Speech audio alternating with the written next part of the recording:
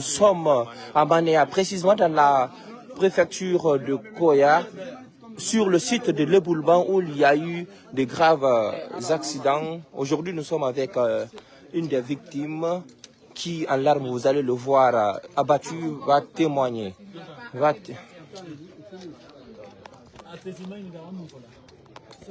L'intémini.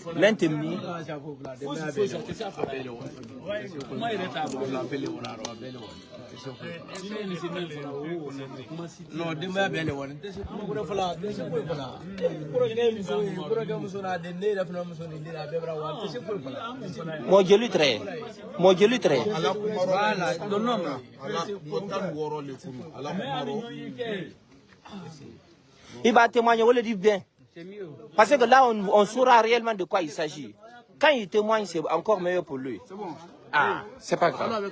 Alors, vous avez vu, c'est un père de famille très abattu. Il n'arrive pas toujours à trouver les mots.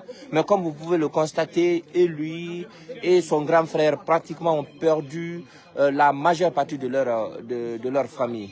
À présent, nous sommes avec le président du conseil de quartier de cette municipalité. Il va nous expliquer quelles sont les informations qu'il détient en sa possession. Comme ça, tout ce que je peux vous d'abord... Attendez. Merci. Merci.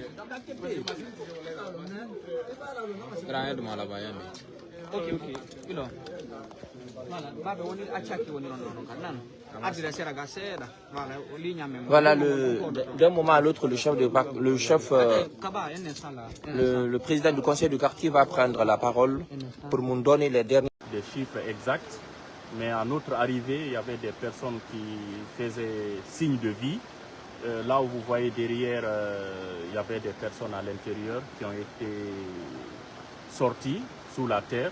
Mais de l'autre côté, d'après les témoignages des habitants, quand nous sommes arrivés, la population aidait à faire sortir des gens. Donc il y avait beaucoup de monde et selon les témoignages, il y a une dizaine de maisons qui sont englouties par la terre.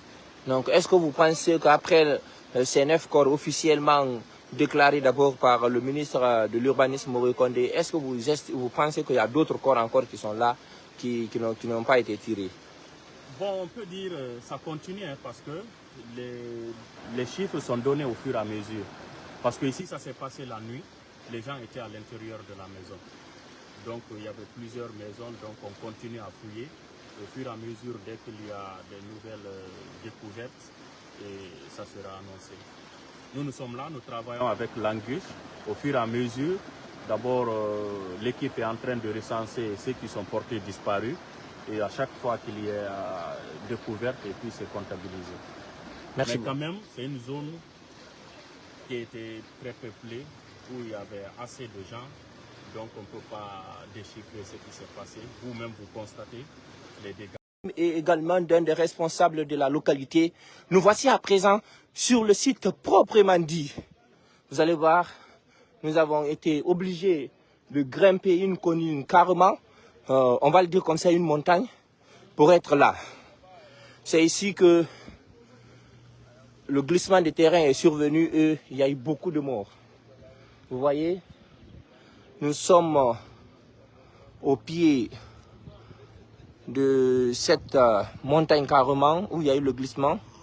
Vous allez voir la terre qui est amassée ça et là.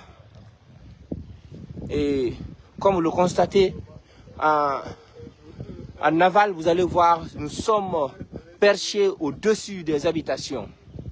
Pour le moment, il y a déjà une machine qui est là, des forces de l'ordre et de sécurité, qui s'apprêtent d'un moment à l'autre à continuer les recherches, dans la recherche pour éventuellement trouver d'autres victimes.